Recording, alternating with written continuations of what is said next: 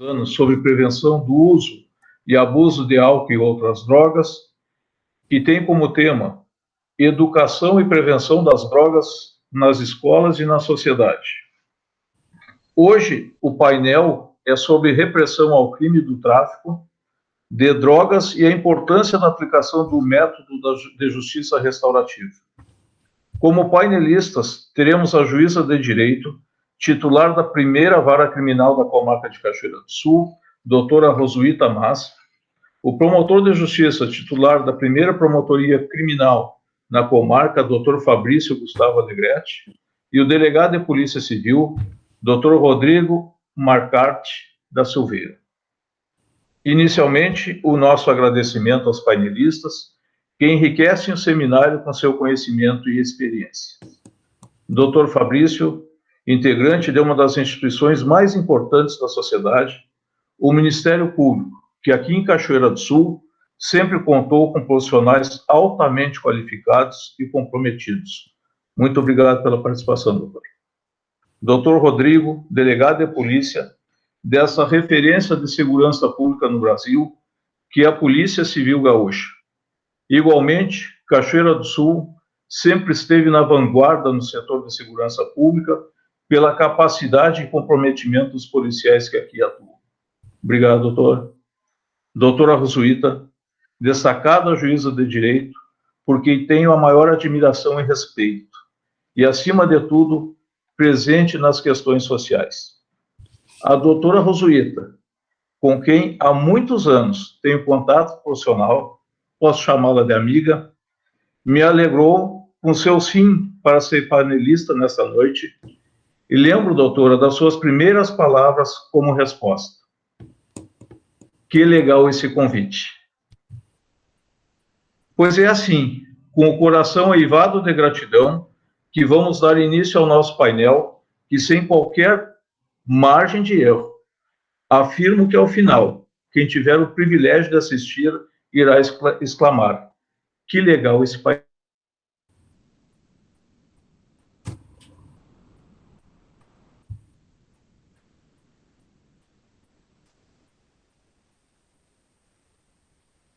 Promotor de Justiça, o doutor Fabrício, e finalizamos com o Judiciário, com a juíza a doutora Rosuíta.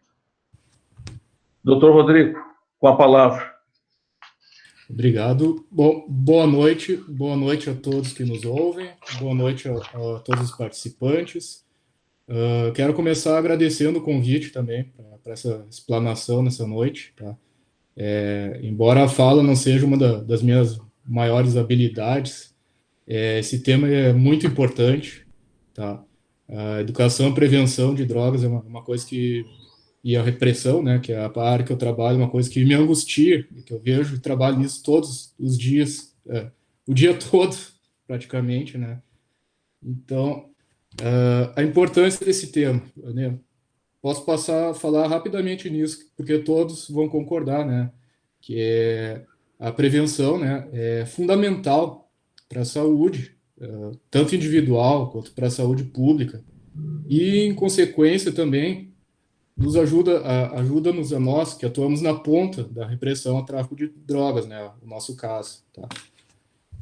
O tema que me coube, então, parece-me que é a repressão ao crime de tráfico de drogas. Eu tenho alguns breves apontamentos a respeito, né, principalmente quando a gente conversa com pessoas mais jovens, a gente ouve muito: não, estou usando a minha droga em paz aqui, não estou fazendo mal para ninguém. O porquê sou perseguido, né? Então, o que eu posso falar a respeito? O porquê da repressão ao tráfico de drogas, do nosso ponto de vista? Bom, o tráfico hoje, ele é uma coisa maior do que o simples uso pessoal, né? O tráfico hoje ele é manejado por organizações criminosas, né? As facções que vocês tanto ouvem falar. E o dinheiro que eles obtêm desse tráfico de drogas financia a máquina dessas organizações, gera recursos para elas, para aquisição de armas, de veículos, financia a expansão de territórios, tá? Ou seja, isso gera mais crimes mais graves, notadamente crimes de homicídio, as extorsões ou os roubos, na medida em que esse pessoal consegue se organizar e ter mais recursos, tá? Eis o porquê, então, que a gente entende a importância que se reprima o tráfico de drogas, né? Que é um crime que demanda aí uma investigação qualificada, não é uma investigação simples, para as prisões, e sempre que possível para a gente conseguir efetuar a apreensão do dinheiro ou dos bens oriundos desse tipo de crime, né? Eis aí também, dentro desse contexto, o porquê da importância de diminuir o consumo de drogas, né? Não é um ato isolado, individual, mas se o uso, então, ele repercute aqui no nosso ambiente, na nossa cidade. Esse pensamento de que eu não faço mal para ninguém, então não pode ser visto bem assim, né? Há aí uma geração de violência que às vezes a gente não percebe, está longe da gente, né? Mas as comunidades, principalmente as mais carentes, acabam por sofrer essa violência, tá? Nesse contexto também de repressão aos crimes de tráfico de drogas, vou fazer um parênteses aqui, né? A Polícia Civil vem criando as DRACOS nas regiões policiais, né? Que são as delegacias de repressão às ações criminosas organizadas, tá? Delegacias especializadas, principalmente na repressão dos crimes de tráfico de drogas, investigação envolvendo então essas facções e as lavagens de dinheiro, né? Aqui em Cachoeira do Sul, para nos localizar na nossa realidade local aqui, a nossa delegacia, nossa DRACO, está em atuação desde 1º de outubro, tá? E nesse breve período, 1º de outubro agora desse ano, nesse período aqui já conseguimos mais de 20 prisões ou detenções de indivíduos relacionados a esse tipo de crime e uma apreensão bem significativa de drogas para esse período, com mais de 35 quilos de maconha apreendido, por exemplo. Claro, a gente não pode esquecer que a repressão pura e simples do tráfico de drogas não é suficiente, né, para acabar com esse quadro de violência que a gente tem. Por isso que eu volto, então, ao nosso tema aqui de educação e prevenção ao uso de drogas, a importância desse tema, né, e também a necessidade de debate de medidas aí que possam também diminuir o uso de drogas, mas também diminuir a reincidência dos nossos presos e dos indivíduos relacionados, associados a esse tipo de crime, né? Como, por exemplo, a justiça restaurativa, que o Ministério Público e o Poder Judiciário podem apresentar para vocês com mais propriedade, sendo um dos temas, me parece, dessa noite, tá? Essas seriam, então, minhas ponderações iniciais para vocês. Eu agradeço a atenção e fico à disposição para qualquer questionamento. Muito bom, doutor Rodrigo. Depois a gente vai dando os desdobramentos aqui, né? E como nós vamos andar lá para a justiça restaurativa, a gente fica sempre com aquela ideia, e é o que se vê na sociedade, que infelizmente a prisão não recupera, né, doutores? Há que ser feito todo um trabalho de política pública para que diminua isso, porque muitas vezes, não o traficante, mas muitas vezes o usuário, ele é vítima dessa sociedade. Então, esse avanço na justiça restaurativa parece que é um belo caminho que a gente começa a tomar, né? Dando sequência, então, pulando da polícia para o Ministério Público, doutor Fabrício, estamos com sede de ouvi-lo. Muito obrigado. Inicialmente, saúdo aqui os participantes. Doutor Marcelo, muito obrigado pelo convite.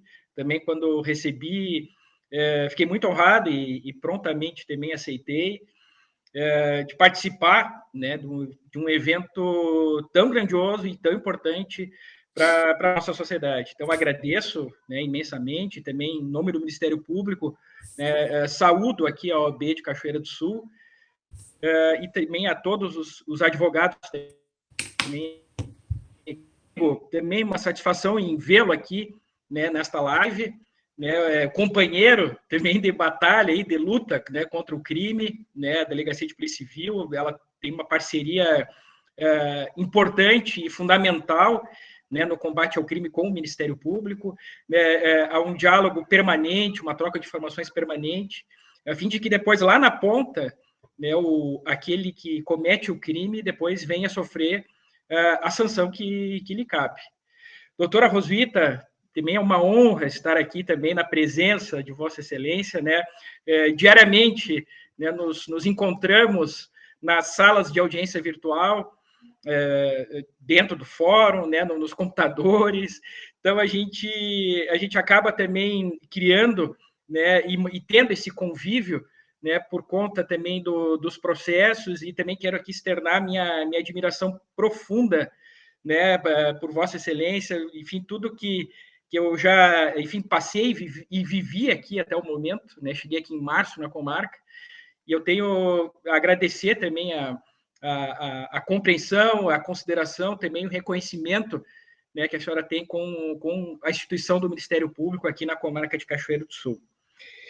Saúdo a todos os nossos ouvintes, né, creio, né, que estejamos aqui também num grande público, e de minha parte, até, doutor Marcelo, por favor, se eu, porventura, exceder algum tempo, o senhor, por favor, me chame aqui, né, porque o assunto ele é muito importante, por vezes até ele empolga, e ele até dá muita razão, ele dá muita, digamos assim, muitos argumentos para a gente poder debater isso durante um bom tempo.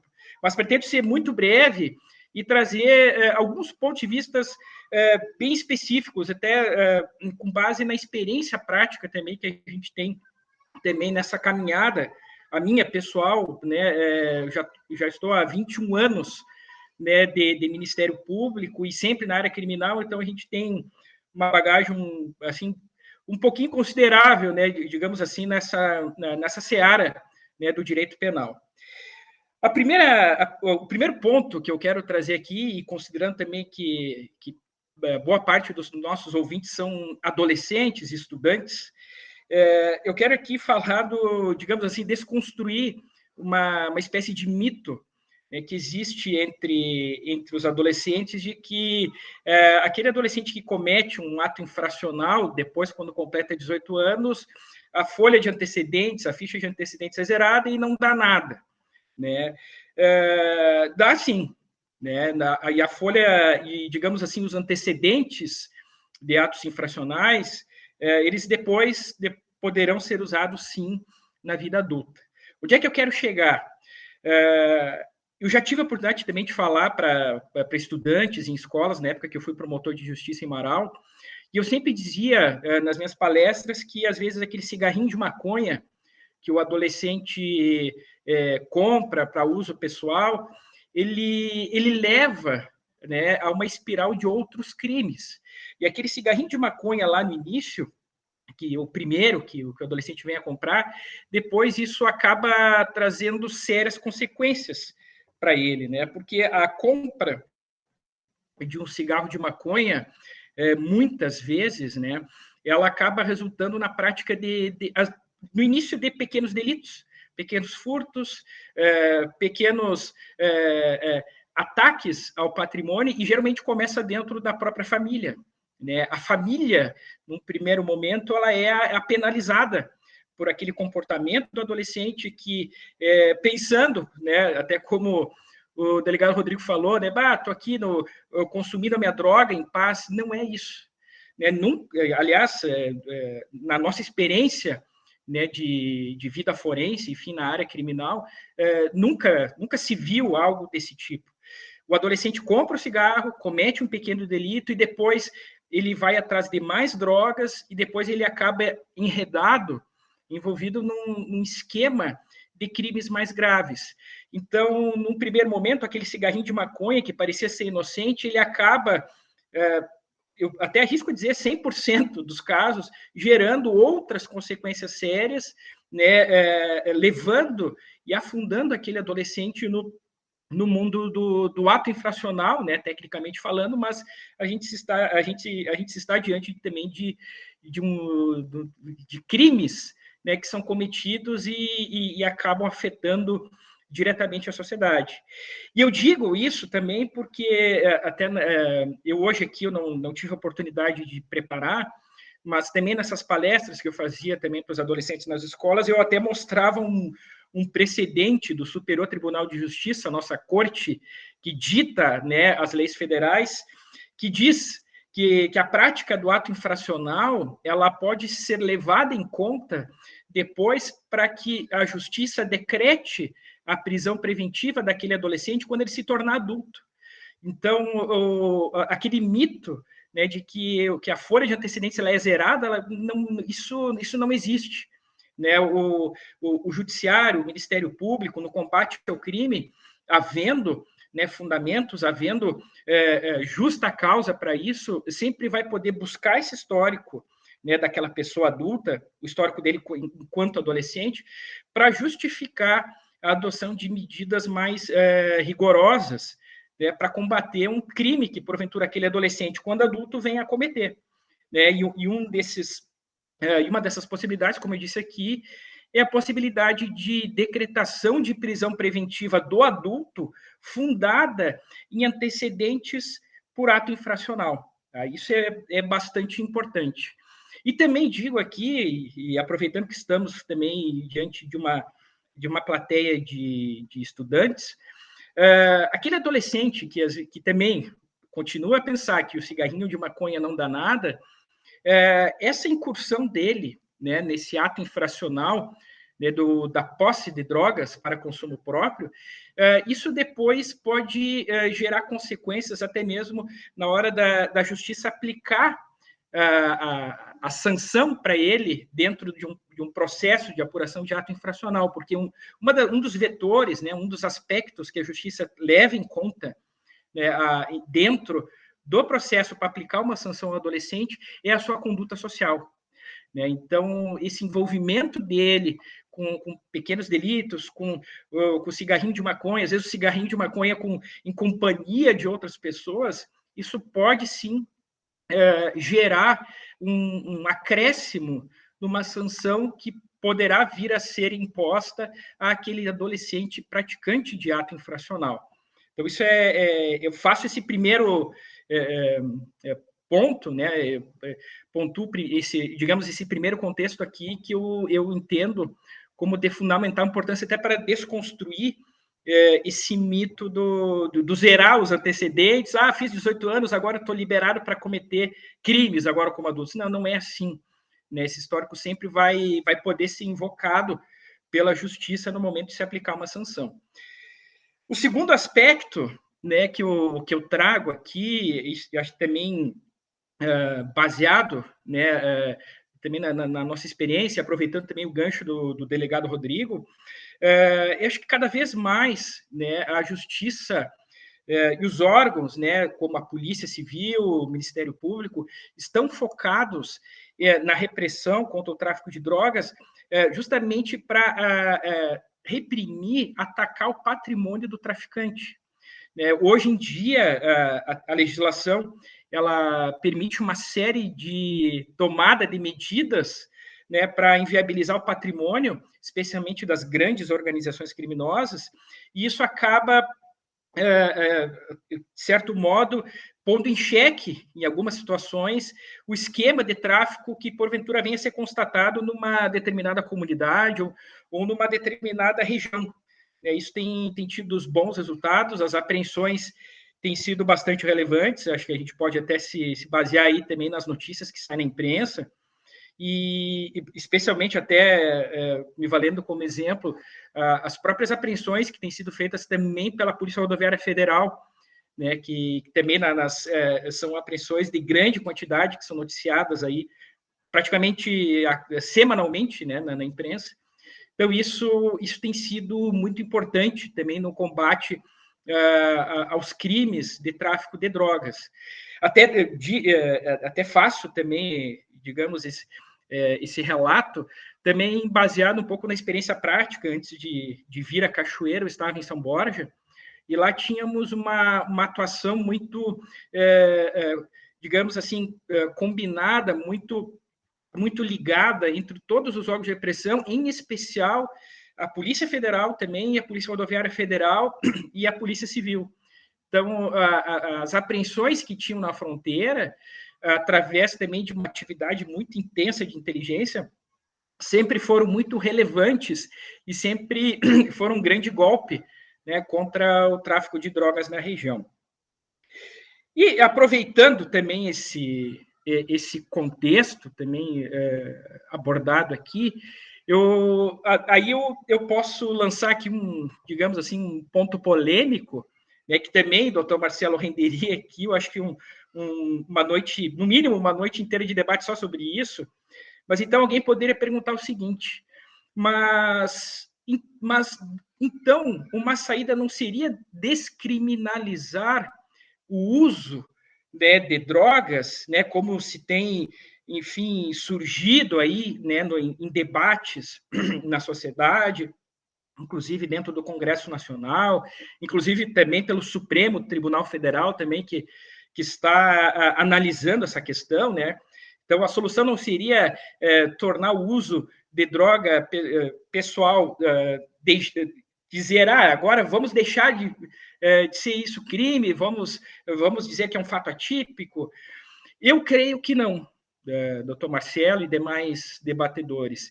Eu não vejo, né, que descriminalizar o uso de drogas possa ser um alívio, possa ser a solução, né, para essa chaga que é, né, a droga, né, na sociedade brasileira. Primeiro, acho até assim, não vou me aprofundar muito, mas primeiro por uma razão simples, sempre vai existir, considerando o delegado Rodrigo, a dinâmica do tráfico no nosso país, sempre vai existir aquele traficante que vai vender a sua droga por quantias mínimas, 5, 10 reais, ou em troca de objetos pequenos, às vezes até irrelevantes. Então, e certamente quem vai comprar, quem vai ser o cliente desse traficante, é a pessoa em vulnerabilidade social, em vulnerabilidade econômica. Então, não vejo como isso eu vá terminar com a descriminalização do uso da droga. E tem mais um aspecto também. Entendo que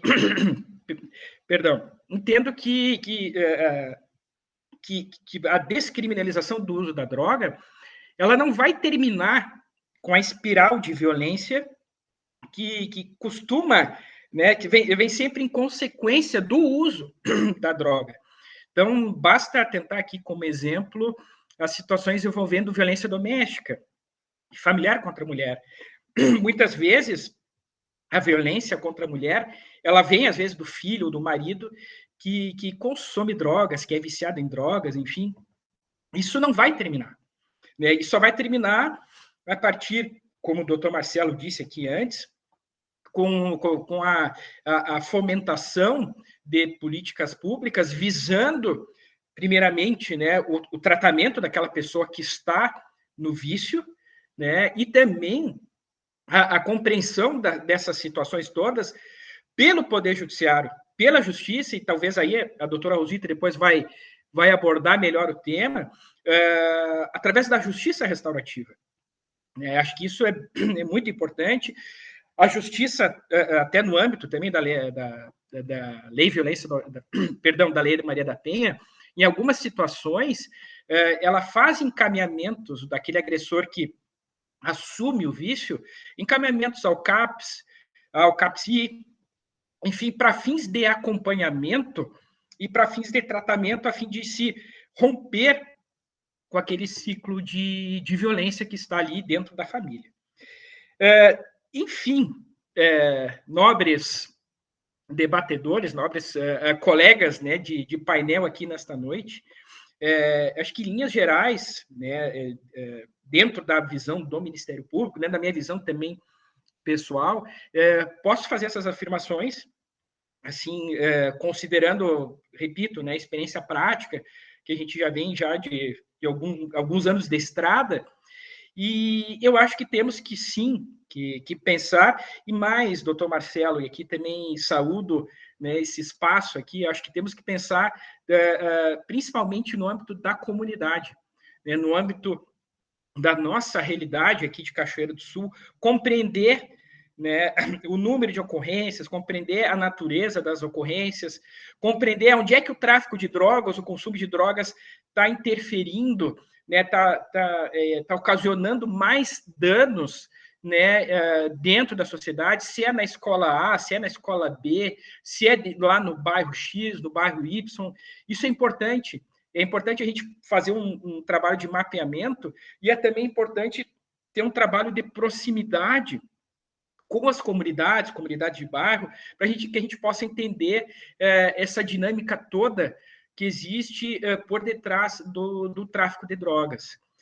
Então, doutor Marcelo, eu encerro aqui minha breve participação, né? Fico à disposição, enfim, para perguntas, para questionamentos, e mais uma vez aqui agradeço e faço votos, doutor Marcelo, que outros eventos, né, dessa natureza possam acontecer e a gente possa aqui aprofundar, né, mais essa temática da repressão ao tráfico de drogas, que é uma, eu digo assim, por experiência, acho que é a chaga número 1 da sociedade brasileira hoje, que fomenta tantos outros crimes, né, que fomenta tantas mazelas humanas e traz tanta desgraça, né, para as famílias, especialmente as famílias mais vulneráveis, né, que sofrem com isso e que acabam se degradando.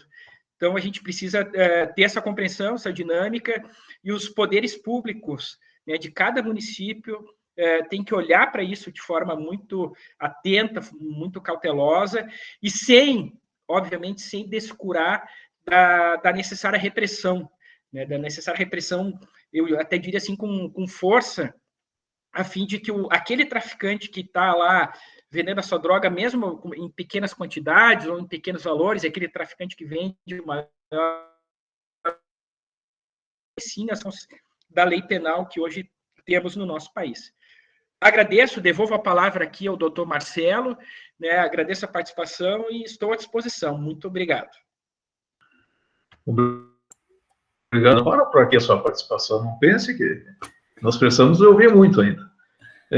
Em cima do que o senhor fez a colocação, já de antemão, em nome da Pastoral da Educação da Diocese, eu estendo o convite para os senhores, para a doutora Rosuíta, para que, quando tudo mais ou menos normalizar, que a gente consiga levar esse encontro para dentro das escolas, para falar diretamente para o estudante, porque é muito importante a gente conseguir sair do nosso ambiente e quem representa Poder Judiciário, Ministério Público, Polícia, está lá na comunidade para que também quebre aquela ideia de que é só repressor. Não, o trabalho é mais de prevenção, é para evitar que esse mal cresça, né?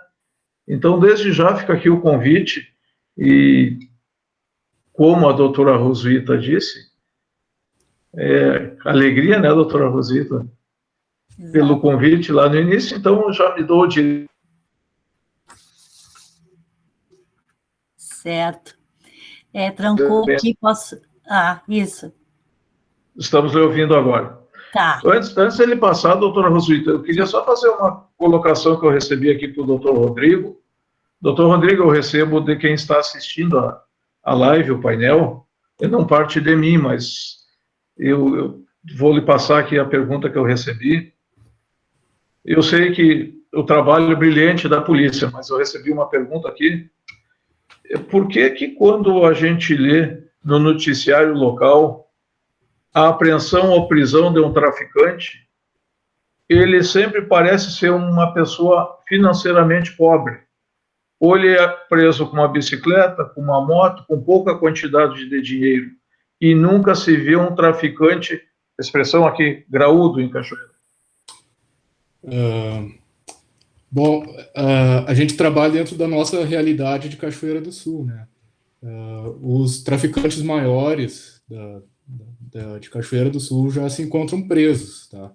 Embora aqui tenha outra questão do problema dos presídios, né? De que continuam comandando o tráfico de dentro dos presídios. Mas então a gente trabalha dentro de quem está na rua, então, praticando esse crime, tá? E embora pareça que sempre são pessoas pobres, nem sempre, né?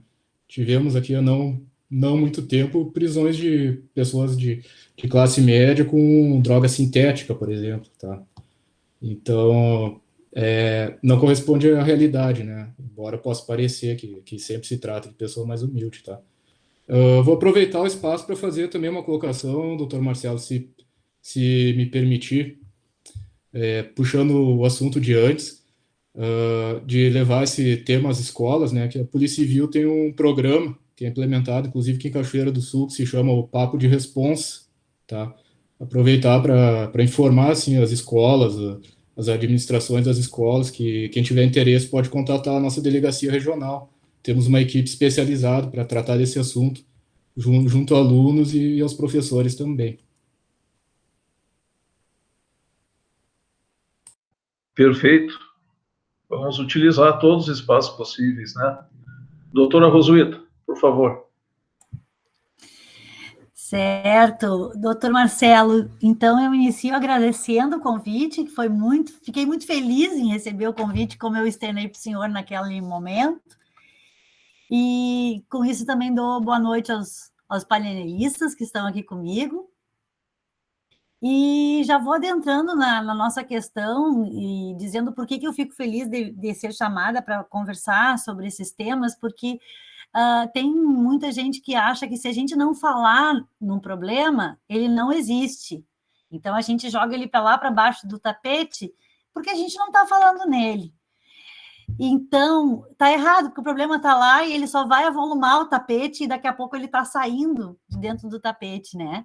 E quando a gente fala nele, realmente é com esse intuito de esclarecimento, de falar mesmo na ferida do problema, para que ele cure, né? Para que a gente possa achar soluções. E quando a gente fala com mais pessoas, mais ideias de solução vão surgindo, né? Então, isso é bem importante e eu aceito o convite de ir para as escolas dentro das nossas possibilidades de tempo aí, vamos dar um jeito.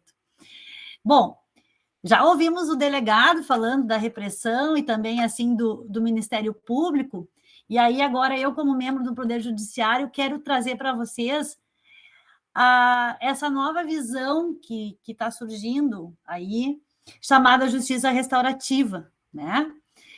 Confesso a todos que eu estou me dedicando a estudar a justiça restaurativa há muito pouco tempo, questão de meses. Esse ano, eu acho que eu diria, eu comecei a me dedicar a conhecer ela e a dedicar algumas horas do meu estudo a ela. Então, eu não sou expert nesse assunto, tá? Deixar bem claro isso. Mas é uma matéria muito intrigante, muito deliciosa de se aventurar, de estudar, porque ela quebra alguns parâmetros, tá? Então, para eu poder começar a falar dela para vocês, eu entendo que eu preciso estabelecer uma diferenciação e um parâmetro com relação à justiça retributiva, tá? Então, o que o nosso direito penal brasileiro, há séculos, né, vem lidando com o crime, como uma justiça retributiva, ou seja, aquele que comete uma determinada conduta que é tipificada, que é dita como criminosa, recebe uma pena. E para cada conduta, nós temos uma determinada pena que vem previamente estabelecida lá no nosso Código Penal. Quando o delegado prende, o Ministério Público denuncia e chega lá para o juiz vai receber essa denúncia e vai fazer o processo andar, vai dar um andamento nesse processo, ouvindo testemunhas, ouvindo provas, não é? Para, no final, ele decidir se essa pessoa cometeu o crime ou não e determinar qual vai ser a pena que ele vai cumprir. E nesse processo todo da justiça retributiva, o foco é a conduta do réu, o que o réu praticou, o que o réu fez, como que foi o fato. E quando a gente chama a vítima lá para ser ouvida perante o juiz, a gente quer saber dela, da vítima, como que o fato aconteceu, porque o nosso foco na justiça retributiva é o fato, o réu e a pena que ele vai ter que cumprir. Só que a gente viu, e todo mundo já falou aí, principalmente o doutor Fabrício, que realmente os presídios estão superlotados e a gente não vê essa criminalidade diminuindo, né? Então, tem pessoas aí chegando à conclusão que esse caminho da justiça retributiva sozinho não vai auxiliar nessa diminuição da criminalidade que a gente pretende, né? Então, foi preciso fazer uma troca de lentes aí, e tem, assim, estudiosos dando essa nova visão de como isso deve ser estabelecido, que é a justiça restaurativa. Na justiça restaurativa, então, para vocês verem a diferença, o foco não é mais a conduta, não é mais o réu, o autor desse fato criminoso, o foco é a vítima. E nesse foco da vítima, a gente quer saber o que a gente pode fazer agora que já aconteceu o fato, né? E o que a gente pode fazer para essa vítima, então, ter a sua satisfação restabelecida, né? Porque enquanto na justiça retributiva a gente quer só penalizar o réu e não está nem um pouco preocupado com a vítima, na justiça restaurativa o convite é: vamos nos preocupar com a vítima, né? E aí eu sempre acho muito legal explicar uma coisa teórica assim com um fato concreto, tá? Eu não vivi ainda nenhum fato concreto na justiça restaurativa. Já falei para vocês que estou estudando ela há muito pouco tempo. Mas, enfim, nesses estudos eu já li casos, né, de pessoas que já viveram a justiça restaurativa e já tiveram essa experiência. E então eu vou pegar um caso desses que eu já li na doutrina para contar para vocês. É o caso de um rapaz que escolhe uma determinada casa numa rua, arromba a porta, rouba o notebook da casa e foge. Quando a vítima chega, o dono da casa, ele dá por conta da porta arrombada e dá por falta do notebook e dá por falta também de um cachorro, um animal de estimação que ele tinha, que estava dentro da casa e que, por ter sido arrombada a porta, o animal acabou fugindo. Ele faz a ocorrência e todos os trâmites da justiça retributiva, né? E lá, o juiz que já trabalhava com a justiça restaurativa encaminha esse caso para a justiça restaurativa. Nessa justiça restaurativa, a vítima é chamada junto com o autor do fato. E a proposta da justiça restaurativa é isso: vamos ouvir a vítima, mas não eu, juíza, vou ouvir a vítima, não o promotor, não o delegado, é o autor do fato, senta aqui e ouve o que essa vítima tem para te contar. E aí o cidadão, o dono da casa, conta que ele tinha aquele cachorro há muito tempo, que ele tinha ganhado aquele cachorro num momento da vida dele muito difícil e que o cachorro tinha um valor inestimável para ele. E ele perdeu o cachorro, porque alguém arrombou a porta, porque arrombou e saiu e deixou aquela porta daquele jeito e o cachorro fugiu e ninguém mais achou. Ele conta também que o notebook dele... Notebook, nem quero saber do notebook, porque eu tenho outro guardado no armário e o cara nem viu. Mas acontece que naquele notebook estava todo o trabalho de conclusão de curso da faculdade dele. E ele não tinha uma cópia. E ele perdeu isso. E que para ele era o maior sofrimento dele, era isso, era como que ele ia fazer no prazo de entrega do trabalho, ele não ter o trabalho para entregar. E a justiça restaurativa chama isso, então, de conscientizar, de tentar conscientizar o autor do fato de que a conduta dele tem repercussões muito além do que é o patrimônio que ele imaginou que estava ferindo, né?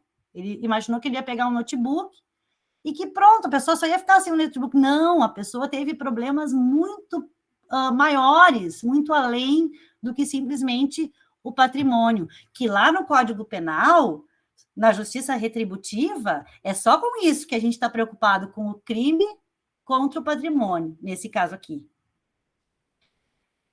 Bom, e aí? E aí, depois de usadas as técnicas todas da justiça restaurativa, esse autor do fato, o rapaz esse que furtou o notebook, é ouvido também, e ele acaba dizendo que ele fez isso, que ele praticou esse furto com arrombamento, porque ele é usuário de drogas e estava na fissura, e estava precisando arrumar um dinheiro para comprar a droga dele. E aí ele nunca tinha realmente imaginado que do outro lado tinha uma outra vida, né? Que também tinha seus problemas e suas dificuldades. E, dentro do trabalho feito, ele reconhece a responsabilidade dele, né? Que é isso que a justiça restaurativa busca também, né? Que as pessoas consigam admitir suas culpas, admitir os seus erros. Que na justiça retributiva, a gente não está muito preocupado se ele reconhece ou não, né? A gente quer penalizar ele. Mas na justiça restaurativa, a gente quer trabalhar a ponto de que essa pessoa possa reconhecer que errou, né? E havendo isso, esse reconhecimento de erro e de perdão, né? E busca de reparação. Bom, eu vou fechar a história dizendo para vocês que esse rapaz, a vítima, acabou convidando o autor do fato para ajudar a fazer o trabalho de conclusão de novo. Entendem? Então, assim, eles conseguiram encontrar uma solução e uma restauração daquilo que foi quebrado quando o rapaz cometeu o furto, né? E a história conta lá que eles tiveram encontros semanais em que o rapaz que cometeu o furto ajudava a fazer as pesquisas de novo para a vítima poder, então, entregar o trabalho no prazo. E também conta a história lá do caso que o rapaz foi com a vítima frequentar um grupo no CAPS ou um AA, alguma coisa desse gênero, para tentar, então, se afastar do vício do uso de drogas. Então, olhem que visão distintas têm essas duas justiças, né? Mas elas não podem excluir uma outra, porque no direito brasileiro a gente usa a justiça retributiva, né? É ela que está prevista em lei no nosso país. Mas esses caminhos alternativos aí estão surgindo como forma também de tentativa de reprimir a prática de novos crimes, né? De reincidência e enfim, de mais violência, né? E vejam, eu já ia esquecendo de comentar isso, na verdade, é o menino esse que começa dizendo que eu estou fumando meu cigarrinho sozinho, né? E chega ao ponto de ter que furtar do vizinho. Olha o que acontece, né? Na vizinhança. Então, por isso que a sociedade tem que sim participar na forma de repressão também, né? Integrando essas pessoas que precisam, enfim, de ajuda para largar o vício. Porque elas vão imediatamente poderem ser afetadas também por esse vício, né? E é isso que a justiça, então, restaurativa propõe, né? Propõe que se chame os vizinhos dessa pessoa, do autor do fato, se chamem quantas mais pessoas forem necessárias para abraçar essa pessoa que cometeu um crime, que cometeu um fato, mas que precisa voltar para a sociedade, né? Elas não vão ficar eternamente presas num local, não tem como a gente fazer isso, né? No nosso mundo. E aí a gente vai com a justiça restaurativa propondo uma cultura de paz, né? Que a gente vai podendo construir paz dentro da nossa sociedade. E por isso que eu disse que é um assunto que é maravilhoso, né? Que ele vai contagiando a gente nesse espírito de tentar realmente construir a paz. E essa é a minha mensagem que eu queria passar aí sobre a justiça restaurativa. Doutora Rosuíta, aqui, ela fala da senhora, e eu estava refletindo aqui, na verdade, o nosso sistema tradicional, a justiça retributiva, ela se preocupa muito menos com o maior prejudicado, que é a vítima.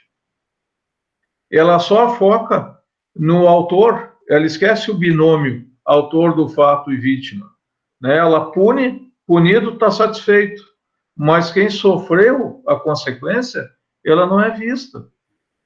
E além disso, essa forma de justiça restaurativa, onde dizia já o doutor Rodrigo e o doutor Fabrício, simples cigarrinho, ele pode levar à criminalidade, porque vai gostando do cigarrinho e em casa já não tem mais nada para furtar, não, daqui a pouco está dentro destas quadrilhas de traficantes para poder abastecer o seu próprio vício, né? Exato. Eu tenho algumas considerações aqui que a gente vai recebendo enquanto vocês estão falando, tá? Como essas três esferas, judiciário, polícia e Ministério Público, podem se aproximar da comunidade como um todo, porque quem não tem contato com o direito, muitas vezes não tem muito conhecimento dessas atuações. Porque me parece uma forma de a população se sentir mais segura e aberta ao conhecer quem as protege. Yasmin Pereira Dias, estagiária de Direito. Se me permite, doutor Marcelo, posso até começar aqui a responder a Yasmin.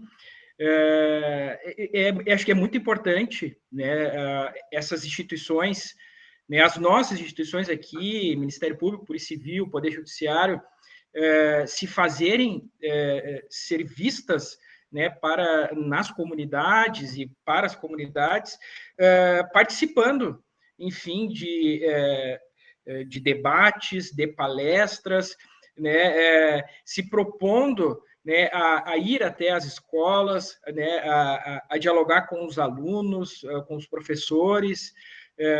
Isso é importante, né, e pelo menos de parte do Ministério Público, até como política institucional, também há um incentivo, né, da administração superior de que os promotores e promotoras de todo o Estado tenham esse envolvimento com as comunidades, a fim de que o Ministério Público seja conhecido, seja reconhecido, e que as comunidades possam também ter a certeza de que o Ministério Público está trabalhando em defesa da sociedade, em defesa dos direitos e deveres de todos, né, de forma indistinta. Então, isso é importante. Eu vejo eventos como esse de suma importância, né? E também, Yasmin, a gente tem que ter digamos assim, uma percepção muito ampla também do que acontece diariamente, né? Ter contato com a imprensa, ter contato com os demais órgãos públicos, com o prefeito, vereadores, com a brigada militar. Isso é importante. Eu acho que isso torna a instituição reconhecida e também acho que passa à sociedade também, né, um sentimento, aquela sensação de que as instituições locais, né, elas funcionam. E deixa eu só aproveitar aqui até a fala da doutora Rosita também, que fiquei encantado. Doutora Rosita, até lhe passar até uma experiência minha também como promotor de justiça. Eu tive a oportunidade de trabalhar durante um ano na Vara da Infância e Juventude de Carazinho, como promotor substituto lá, né? Não tinha titular, eu era da comarca de Santa Bárbara, né, do lado, então eu me deslocava lá praticamente de forma diária. E lá nós tínhamos os chamados ciclos de restauração, e nós aplicávamos esses ciclos de restauração na Justiça da Infância e Juventude, mas especialmente naqueles casos de violência intrafamiliar motivada pelo consumo de drogas. Então, muitas dessas situações estavam ali o usuário, né, às vezes o filho, ou às vezes um outro parente ali, frente a frente com um familiar, se discutia realmente isso, né, a problemática, e através desses ciclos de restauração, nós evitamos, eu posso aqui arriscar assim, uma dezena de ações, aquelas ações de internação compulsória, né, que por vezes elas são traumáticas, até na hora do cumprimento. Então, nós evitávamos as ações de internação compulsória, evitávamos judicializar essa problemática, e muitos encaminhamentos voluntários por parte daquele usuário de drogas eram feitos. Então, às vezes, o adolescente se conscientizava e ele mesmo topava, né, sem problema nenhum, se submeter a um tratamento, né, numa clínica para desintoxicar, enfim, foi um período, para mim, muito enriquecedor, lá na Justiça da Infância e Juventude de Carazinho. Trago essa experiência, não sei como hoje está lá, né, já faz um tempo que eu saí, mas eu creio que deve ter continuado. E óbvio, doutor Marcelo, nós tínhamos uma parceria muito grande também com o município, né? O município, ele também soube, digamos assim, assumir a sua responsabilidade no sentido de munir, no sentido de propiciar recursos humanos necessários, né, aos órgãos de assistência social, né, como o CAPS, os conselhos tutelares também o conselho tutelar, perdão, lá de Carazinho tinha uma atuação muito, muito importante lá também nessas situações. Então, claro, e a rede toda, né, integrada, dialogando praticamente 24 horas por dia, então as coisas funcionavam, davam muito bem lá. Sim, acrescentando, doutor, bem lembrado isso, a Justiça Restaurativa teve o seu boom, né, o seu crescimento de aplicação na infância e juventude. E agora, então, ela está fazendo esse caminho de ir também para a Justiça Penal Comum, né, vendo essa aplicabilidade também se estender à Justiça Penal Comum, mas o forte da Justiça Restaurativa foi, sim, na infância e juventude, né, foi onde ela cresceu muito aqui no Estado e no Brasil todo. Eu acho que com licença, doutor Marcelo, acho que eu acabei respondendo antes, né, a questão da Yasmin aí, quanto às ações que a Polícia Civil podem tomar com relação ao papo de responsa, que a gente já vai nas escolas fazer esse trabalho de prevenção a drogas, né. É um dos trabalhos que a gente faz, além de na delegacia também estarmos sempre à disposição da comunidade e das direções das escolas.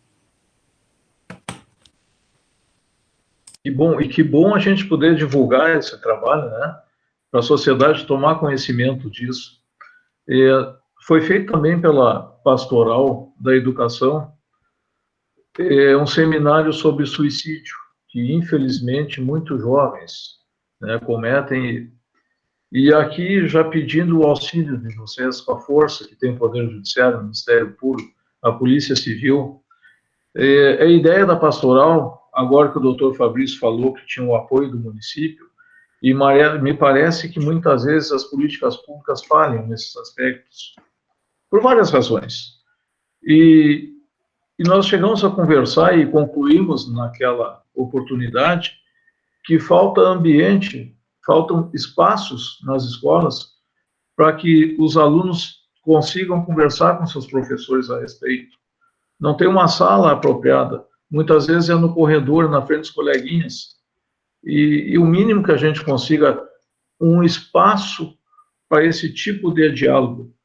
E agora, voltando ao tema da droga, também é importante que se tenha isso, para que o aluno, muitas vezes, está num desespero, e em casa não tem o diálogo, e a escola pode dar esse suporte, mas vai falar com quem, em que momento, em que local? Então, parece que a gente precisa fazer também esse trabalho para resgatar minimamente a dignidade dessa juventude, né? Desses adolescentes. Nós temos aqui, boa noite, professora Janete Mota, Escola Jacinto Inácio de Santana da Boa Vista, está conosco assistindo.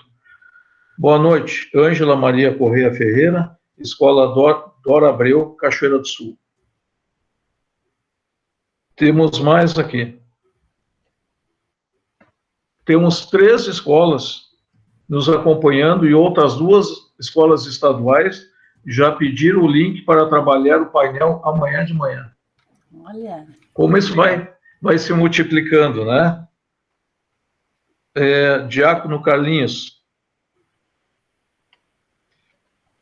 Agradecendo aos painelistas pela excelente exposição. Sabemos que a droga envolve a prevenção, a repreensão e a recuperação. As instituições que desenvolvem esse trabalho trabalham em unidade, em rede? É uma pergunta do Diácono.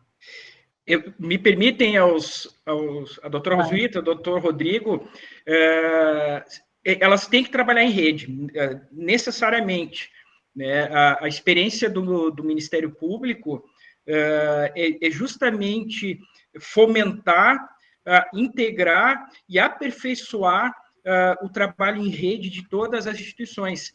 E, para isso, né, trabalhar com o usuário, com o tratamento né, do dependente químico, inclusive o dependente de álcool, é muito importante o município também concentrar e aliar esforços à Polícia Civil, ao Ministério Público e ao Poder Judiciário, porque sem o município, digamos assim, integrando essa rede, eu diria assim, o trabalho de repressão e de restauração da justiça restaurativa, bem posto pela doutora Rosuita, ele não vai se tornar efetivo. Então, deve haver esse diálogo, e até destaco, né, dentro dessa rede toda, o trabalho do Ministério Público em cima disso. Né, as promotorias cíveis e também nós temos aqui a promotoria especializada, elas têm, né, instaurados procedimentos administrativos de acompanhamento, né, da rede do município de Cachoeira do Sul, né, no sentido de dialogar com os integrantes da rede, com assistentes sociais, psicólogos, psiquiatras, conselho tutelar, e no sentido também de verificar se, por exemplo, há algum problema em algum elo da rede. O Ministério Público tem condições de buscar uma solução, né, para aquele elo que, porventura, possa estar mais enfraquecido. Essa, eu diria assim, doutor Marcelo, é uma das missões institucionais do Ministério Público mais nobres e importantes. Em todas as comunidades, eu, quando fui promotor de entrância inicial, né, passei por Santa Bárbara do Sul e também por Marau, nós tínhamos a atribuição plena, né, sobre todas as matérias.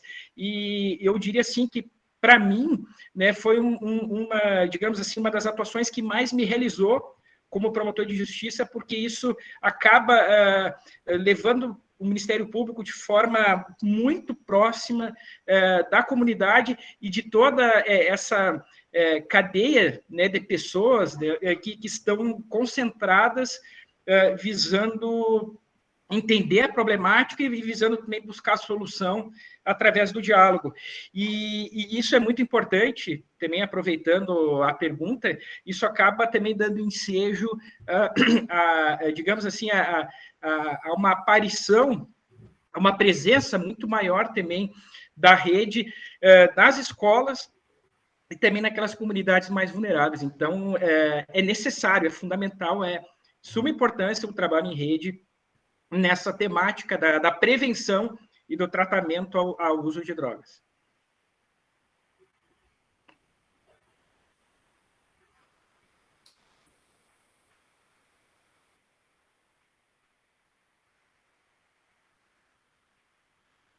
Eu acho que o doutor Marcelo trancou, né? Ficou congelado.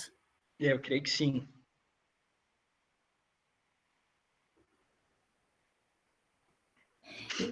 Essa questão, acho que nós podemos seguindo nela. Claro. Essa questão do trabalho em rede, também, quando da pergunta, eu imaginei um outro enfoque, no sentido de haver também um trabalho em rede entre polícia civil e polícia militar, não é? Nós temos 2 tipos de polícia, mas ambas estão focadas na prevenção e na repressão dos crimes, né? Então, também, como é importante isso, haver essa ligação entre polícia civil, polícia militar, trabalhando juntas, e aí com o respaldo lá do Ministério Público à frente, assim, de ambas, enfim, trabalhando com ambas as polícias também no objetivo da segurança pública, não é? Essa rede, essa integração entre polícia civil e polícia militar é muito importante, realmente, né? Mas eu vou pegar também aqui o ensejo do Dr. Fabrício para destacar a atuação do município, o quanto é importante, né, a assistência social e o conselho tutelar, principalmente na nossa atuação aqui, quantas vezes a gente precisa, às vezes de noite, né, desse atendimento especializado da assistência social, principalmente nos casos de violência doméstica, né? Tem a mulher vítima e as crianças, né? E esse trabalho, felizmente, aqui em Cachoeira, a gente consegue ter uma boa integração. A minha conexão tinha caído ali, mas consegui retornar a tempo. E eu tenho uma outra colocação aqui, de alguém que está nos acompanhando. Maravilhosas exposições. Quase 30 anos de magistério não tinha tido a oportunidade de ouvir uma fala de autoridades tão importantes, dirigidas mais em especial para nós educadores e alunos. Parabéns a todos os envolvidos. Que Deus os abençoe. Fico emocionado. Beatriz Lopes, Novo Cabrais. Que legal. Muito obrigado, Beatriz. Muito obrigado. É isso que a gente propõe, né? E essa saída do lugar comum é mais difícil para o educador, para o aluno, buscá-los. E quando, de coração aberto, assim, de forma tão bonita, vocês, autoridades, se dispõem a esse diálogo, como nos renova, como traz esperança de que a gente consiga plantar as nossas sementes para que isso frutifique logo ali. Então, é encantador. Eu não consigo, não sai da minha cabeça, doutora Rosuíta, a sua resposta, quando eu lhe fiz o convite que a senhora me... Ai, doutor Marcelo. Como faz bem. É muito importante isso. Que bom. Eu deixo, se alguém tem alguma colocação, alguma pergunta a fazer ainda, porque nós começamos, então, a encaminhar para o encerramento. Eu não sei se cada um quer deixar uma última mensagem, uma última frase, e, mais uma vez, sem palavras, assim, para, quem sabe, um breve fechamento. Eu posso começar fechando com uma mensagem da própria justiça restaurativa, né? Que a gente possa olhar para dentro, se conhecer, olhar para dentro, reconhecer as nossas qualidades e também reconhecer os nossos defeitos. E com isso, a gente vai fazendo um pouquinho do mundo, um pouquinho melhor o mundo, né? Quando a gente consegue colocar a nossa verdade nas nossas relações, sejam de trabalho, de estudo, de amizade. Como é importante essa brisa de verdade e de amor para que o mundo dê certo. Muito obrigada pelo convite. Obrigado, doutora, muito bonito. Se eu posso falar agora, eu vou agradecer o convite também, tá? Eu vou aproveitar, eu percebi que tem bastante educadores participando do evento, aproveitar para minha mensagem que todas as soluções desses problemas aqui vão passar pela educação, realmente, né? É aí que está a chave para melhorar essa nossa sociedade. Então, uma boa noite para todos. E se me permitem também aqui, aproveitando, né, o gancho da doutora Rosuíta e do doutor Rodrigo também, eu acho que nós também, como instituições, né, aproveitando também que temos muitos educadores e também alunos, nós também contamos com o apoio, né, das escolas, né, que é um ambiente... né, de cultivo de valores, né, onde se aprende, né, os valores humanos, o respeito, a dignidade, onde se aprende, né, a vida em sua essência, né, a vida do bem, né, a prática do bem, e a gente ficar livre e distante do mal, especialmente do mal das drogas. Então, nós aqui, né, Ministério Público, Poder Judiciário, Polícia Civil, nós estamos aqui nos colocando à disposição, né, da comunidade caxerense, eu digo até da comarca também aqui, né, Novo Cabrais, Cerro Branco, e também nós também contamos muito, né, com as escolas, porque é onde vai se forjar, né, o cidadão de bem, o cidadão do futuro, e nessa missão toda, né, somos todos responsáveis.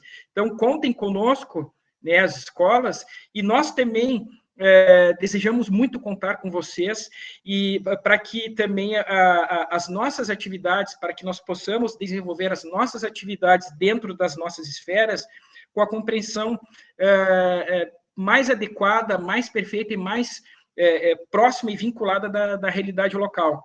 Então, para nós é muito importante ter esse contato, ter esse reconhecimento e nós estarmos aqui à disposição de todos, né, para dialogar, para buscar soluções, enfim, para sermos parceiros, né, de construir uma sociedade, uma comunidade local, né, uma comunidade de bem, ordeira e que possa, enfim, como eu disse aqui, cultivar e cultuar os valores mais nobres, né, do convívio entre os seres humanos. Então, eu fico muito agradecido, muito honrado, doutor Marcelo, pela oportunidade, e também eu, né, como promotor de justiça, também me coloco à disposição, enfim, para a gente poder incrementar e dialogar, né, esses assuntos tão importantes para a nossa comunidade. Então, muito obrigado de coração. Sem palavras, né? O diácono Carlinhos coloca aqui, então, lembrando que o Papa Francisco lançou em outubro do ano passado o Pacto Educativo Global. Na educação habita a semente da esperança. Então, estamos 100% à disposição dos órgãos hoje aqui representados e também de todos.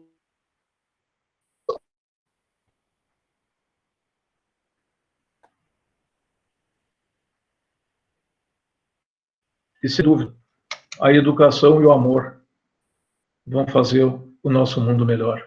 Muitíssimo obrigado pela disponibilidade, pelo conhecimento, pela forma carinhosa e gentil com que expuseram. Realmente, né, doutora Roswitha?